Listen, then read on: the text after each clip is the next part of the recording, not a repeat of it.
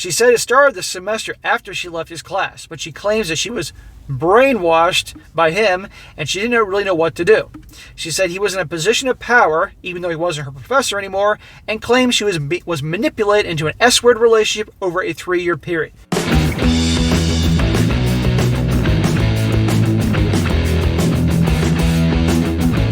Welcome back to They Did What? Your source for the internet's craziest, most entertaining stories, where I go over them, analyze them, and most certainly make fun of them. Today, I'm going to go over a story titled, My Wife Had a 3-Year Affair with Her College Professor. She claims she was brainwashed by him. And guys, this story is just like so many others where a guy's married, thinks everything in his marriage is great, he's on cloud 9, and in this story his wife decides to go back to school for a period of time. Everything seems cool, then he starts noticing some unusual behavior. Imagine that. Things didn't quite add up in terms of like where she was going, being out late, those types of things. And eventually he finds evidence that she's having a thing going on with her college professor. Okay? You want to talk about a stereotype, right? And the impression I get is she's not that young. Okay? And let's see here. And the way he discovers this is even more comical, and her reaction to it is even better. And so I'm going to go through this whole story here. You're going to see what happens with this whole thing, but total stereotype. And then at the end, I have a very quick thing I came across. Was a post by a gal who got involved with a college professor as well, and to show you the mindset and again the stereotype about that and what's going on through her head, accountability, the whole 9 yards. So it starts off. This guy says, "Hi everyone. This is a really hard post to write, but it feels therapeutic to write this out. Hopefully I can get some advice along this way. My wife and I have been married for almost 10 years. We're both in our mid-30s. A few years ago, she decided she wanted to go back to college and get her master's degree. We both thought it was a good idea. Our married life was great, and we've both been very happy." How many times have stories started off just like this? These poor guys, or in some cases when the guy cheats, these poor girls think that everything's great. Then they find out things aren't that great. I was the happiest I'd ever been. When she started going back to school, life obviously got busier because she had more on her plate. After a few months, her behavior started to change. She'd stay out later than normal to study at the university library, or she'd meet up with people from her class for various projects. Oh, that's what she called it. Meeting up with people for projects, huh? Sometimes she'd forget in quotations, something at the office and have to get it, even though it was late. I had a feeling something was off, but I had no proof. Trust your gut. Always, these stories. You can sense something's wrong, follow through and find out. Don't just let it slide. He said everything she said seemed to make sense. Sometimes I'd verify things or try to find inconsistencies, but nothing. Everything seemed normal. I just thought I was being paranoid. So she was a master at covering her tracks. She's probably had a lot of practice in this. Most people don't just start off being really good at this. They have a history of obviously learning these skills to completely cover their tracks. And you're going to see here his gut feeling, and it wasn't being paranoid. On one Saturday afternoon, I sat down to check my emails. We share a home computer, which sometimes she uses for homework. I noticed she forgot to log out of her account from the night before. Before logging her out, I see tons of emails from one person. I didn't recognize the name, so I went to her Facebook and Instagram accounts to see if she was friends with this guy. Nope. So I Googled him, and it turned out it was her, wait for it guys, college professor. He was in his 50s, married, and had 3 teenage sons. It looked like he was happily married. I was relieved and didn't think much about it. The email seemed innocent. I remember when I was in college, I emailed back and forth with my professors all the time. From then on, I never noticed anything suspicious. Again, I thought I was being paranoid.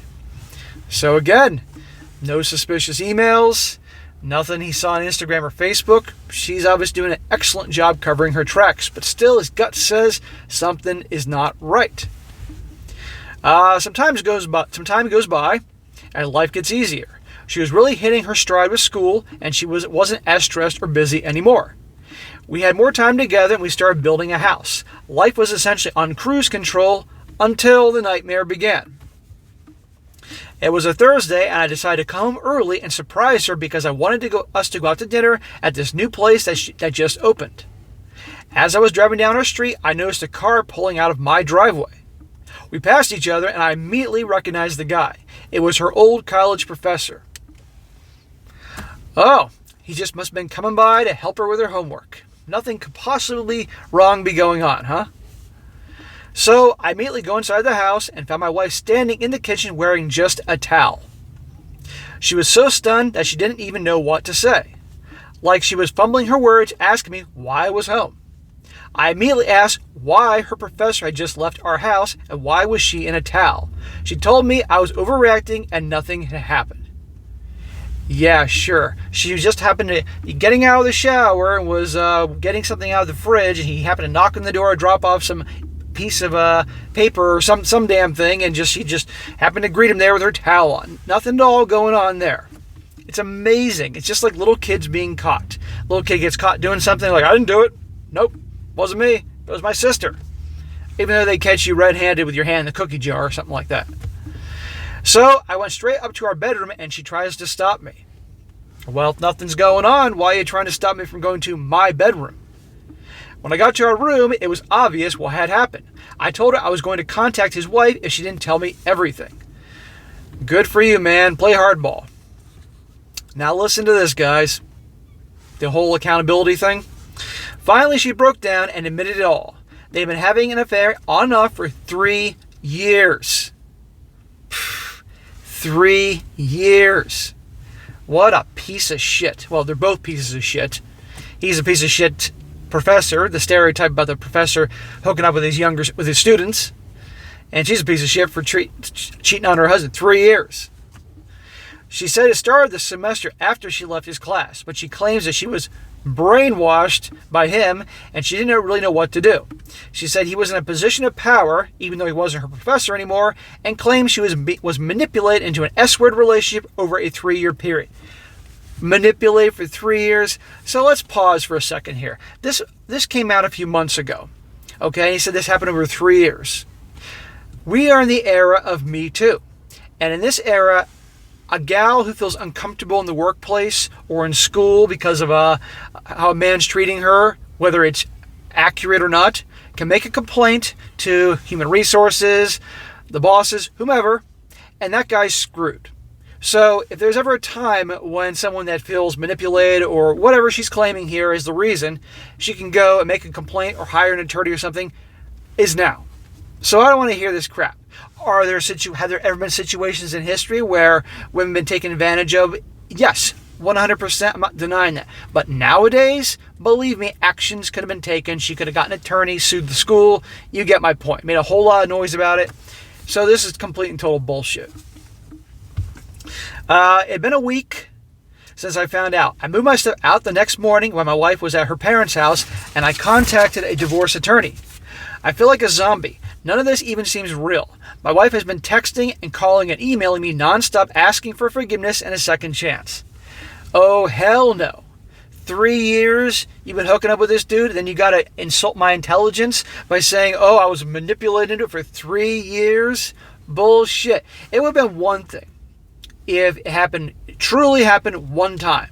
And she immediately confessed, and I'm so sorry, and bawled her eyes out and all that. That'd be horrible, don't get me wrong, and still inexcusable. But that compared to 3 years, see what I mean? You're toast, honey. Her family's trying to contact me as well as to convince me to give her another shot. Fat chance.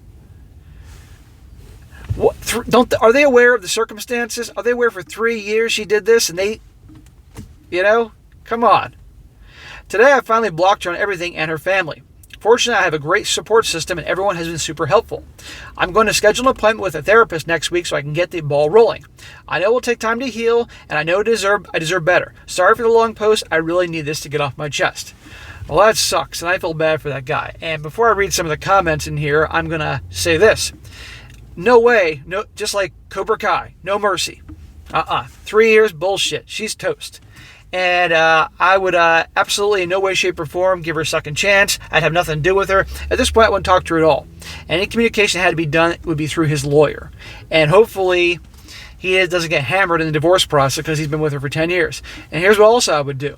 I would show no mercy against that college professor. I would get all the information and evidence and present it to his wife. And believe me, if this guy has a wife and 3 kids, she's going to take him to the cleaners. I'd make sure she knew everything. Then I would contact the university he worked for and present my information, and I would try suing him, because some states, actually I've read articles where guys sued the guy that came between his marriage. I would try to sue him. I'd definitely try to get him fired from the school. If not, I'd see if I can get my lawyer to stir up enough trouble or some articles written about this to go to the media, local media, making the school look bad, so they eventually fire him. Everything I could to just ruin that guy. That's what I would do.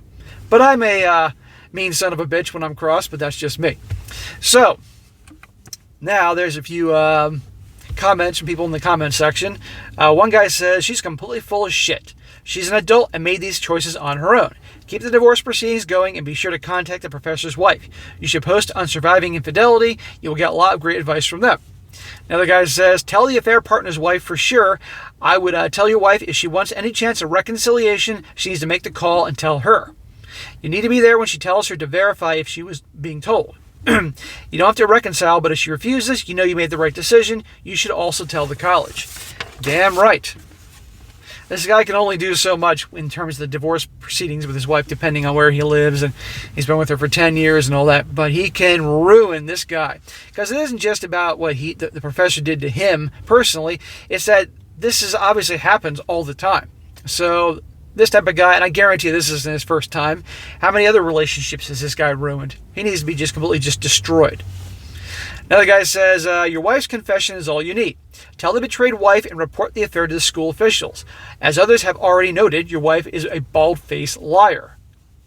I would bet real money that she initiated the affair. Certainly she's not the first student. He knows the drill. An attractive student flirts a little. He reciprocates just enough to pique her curiosity, and he starts dropping breadcrumbs until she becomes obsessed.